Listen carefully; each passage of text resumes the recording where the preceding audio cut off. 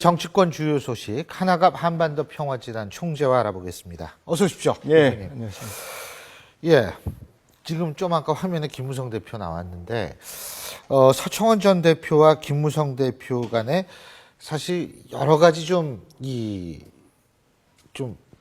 소위 말해서 좀 충돌을 한다 이런 표현이 예. 맞을 것 같아요. 예. 근데 일부에서는 일부가 아니라 말은 맞다는 거예요. 서청원 대표의 문제 제기, 서청원 전 대표의 문제 제기가 예. 어떻게 보십니까? 예, 글쎄요, 과거의 말입니다. 여당하고 그 대통령 사이는요, 대통령을 중심으로 해서 대통령의 뜻을 여당에서 받드는 예, 그런 경우가 대부분 아닙니까? 예, 예, 그런데 제가 생각할 때는 이명박 대통령 때 예, 박근혜 대통령이 이명박 대통령하고 틀린 의견을 가지고 예를 들면 세종시 이전 문제 가지고 그거 이겼잖아요. 예, 예, 그 후부터는 이 당의 권력이 말입니다. 청와대 권력보다 어느 면은 세진 말이요. 더 강한 그런 인상을 주었던 것 같아요. 그래서 그런 연장선상에서 여당이 당의 권력과 청와대 권력이 부딪히는 이런 형국인 것 같은데 결국 이 과거의 여당은 이 청와대 권력을 여당에서 받들어 가지고 그걸 소리 없이 실행하고 협력하는 그런 체제였습니다. 그렇기 때문에 이 국정을 원만히 돌아가게 하기 위해서는 여당과 청와대 권력은 여당 권력과 청와대 권력은 서로 이 물밑 대화를 통해서 조율하고 말이죠. 그리고 거기서 문제가 있는 것은 토론을 통해서 정리하고 이렇게 해가지고 이 국민들한테 이런 부딪힘 없이 무슨 일에나 확신을 주고 협력하는 이런 체제로 가야 된다고 생각합니다. 그런데 누구든지 이 원칙적으로 말하면 당에서 말이죠. 자기 의견을 솔직하게 표현할 수 있는 권리가 있습니다. 그렇기 때문에 누구나 말할 수 있지만은 어쨌든 그 당 대표하고 이 사사건건 부딪히는 이런 것은 청와대를 봐서도 좋은 것 아니고 당을 봐서도 좋은 것 아닌 것 같습니다. 제 생각은. 근데 사실 이제 서청원 전 대표 같은 경우에는 과거 당 대표도 지내셨던 분이고요. 그리고 또 이분이 굉장히 그 의리 사나이다 이런 평가도 받고 계신 분이기 때문에 친박계의 좌장 아닙니까?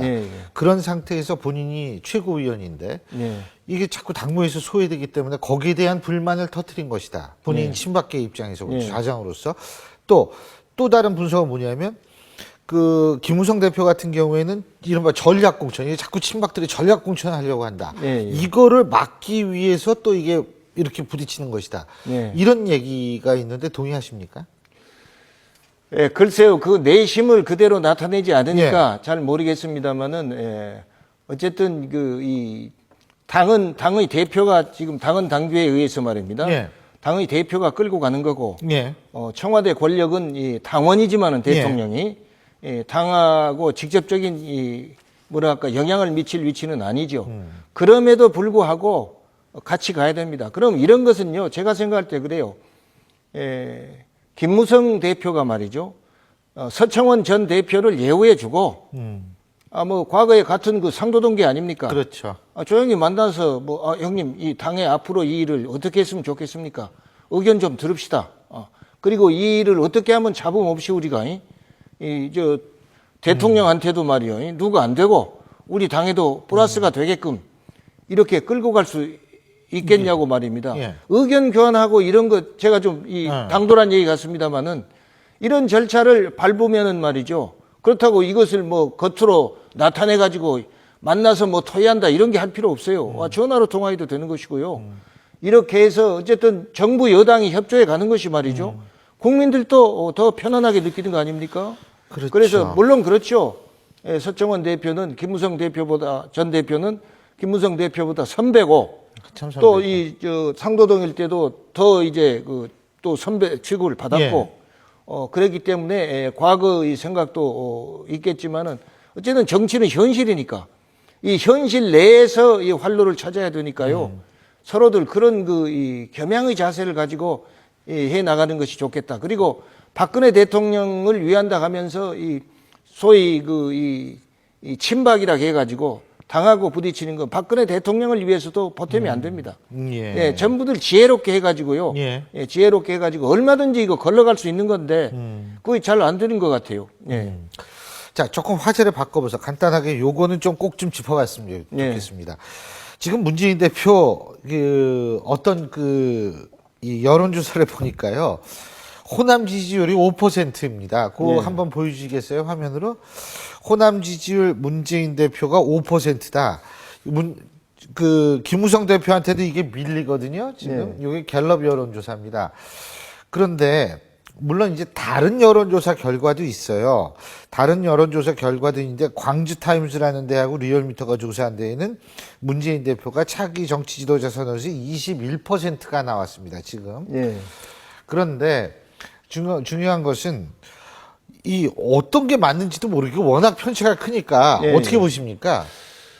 예, 글쎄요. 모든 사람들이 그런 그 객관적인 결과를 받아들일 때에는 예. 어느 쪽에 더 믿음이 가느냐 이런 생각을 하게 되죠. 예. 뭐 갤럽 같으면은 우리나라뿐만 아니라 전 세계적으로 유명한 여론조사 기관 아닙니까? 그렇기 때문에 여론조사 하면은 갤럽이 대명사인데 예. 그래도 일반 사람들은 그 기관에서 했다는 것이 말입니다.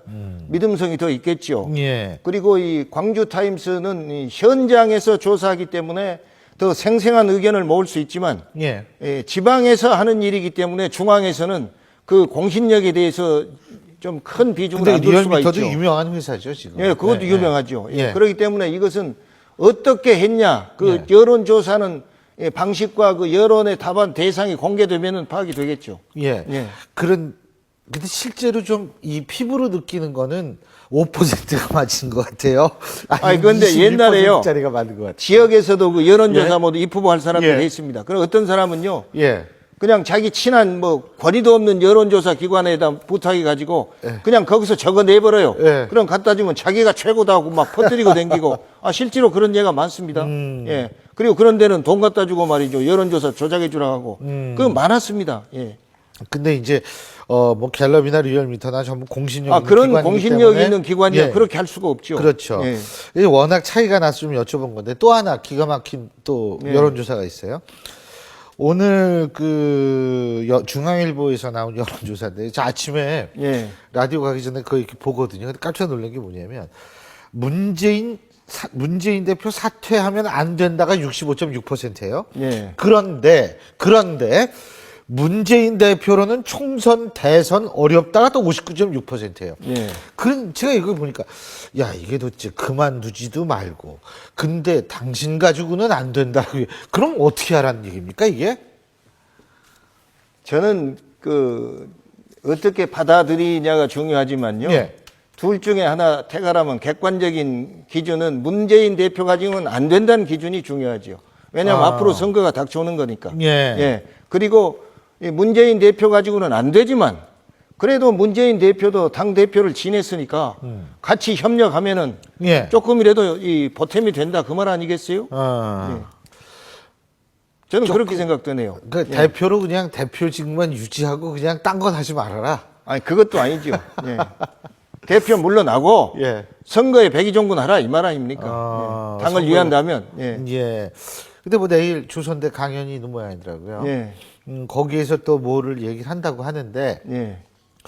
거기에서 뭐 여러 가지 설들이 많이 나오기 때문에 그건 모르겠습니다만 일단은 내일 한번 지켜보고요. 요건 또 제가 대표님 아무래도 북한 얘기니까 좀 예. 여쭤봐야 되는데 반기문 유엔 사무총장이 북한 간다 뭐 이런 보도가 이어지고 있는데 금주는 아니라는 거예요. 예. 근데 오늘 보도된 바에 따르면 반기문 총장이 작년 9월에 유엔을 방문한 리수영 북외무상한테 내 방북을 하고 싶다 의사를 전달한 것으로 알려지고 있는데 예. 이렇게 지난번에 개성 가려고 그러다가도 못 갔고 예. 이거 보니까 계속 북한을 가려는 시도를 하고 있는 것 같은데 왜 그렇다고 보십니까?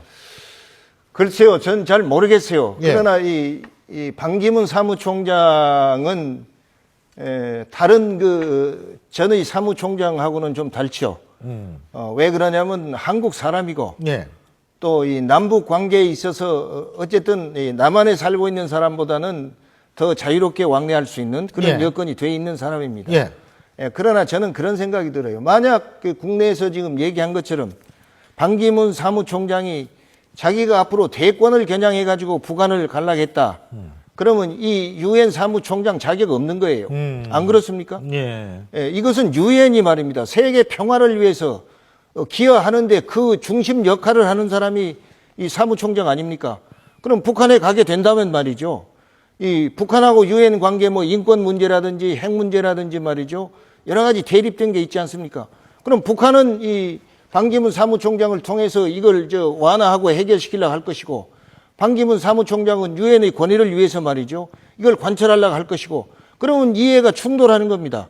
근데 이런 것 가지고는 오락할 수가 없는 거 아닙니까, 북한에서? 그 다음에 또 뭐가 있냐? 또 한국 사람이에요. 그렇기 때문에 한반도 평화를 위해서 유엔 사무총장이 무엇을 기여할 것이냐? 적어도 이런 것이 나와야 말이죠. 유엔을 위해서도 플러스가 되고 한반도를 위해서도 플러스가 되는 거 아닙니까? 그런데 국내에서는 온통 제가 그 종편 들어보니까 무슨 대통령 선거를 겨냥해서 가려고 것처럼 그렇게 하는데, 그렇게 되면은 반기문 총장도 대통령 자격 없는 것이고 마이너스가 되는 거죠. 예, 유엔 사무총장 자격도 없는 거죠. 그래서 저는요, 북한에서 정말로 반기문 사무총장을 초청했다면은 저는 그걸 기대하고 싶어요. 반기문 총장이 갈 때는 미국하고 협의할 거예요. 그러면 지금 이 육자 회담을 미국이 그렇게 받아들이지 않고 무조건 북한이 말입니다. 핵 포기 선언하라는 거 아닙니까? 예. 그리고 중국하고 우리는 육자 회담 하자는 거고 말이죠. 예. 이런 것을 어떻게 해가지고 북한 다녀오면은 예. 핵 문제에 대한 물꼬가 터졌다. 예. 육자 회담을 재개하게 됐다. 예. 이렇게 되면 유엔 사무총장으로서 기여를 한 것이 되겠죠. 알겠습니다. 어쨌든 언제 가는지 모르겠습니다만 한번 갔을 때 또 대표님의 분석을 한번 들어보죠. 오늘 말씀 여기까지 듣겠습니다. 네. 고맙습니다.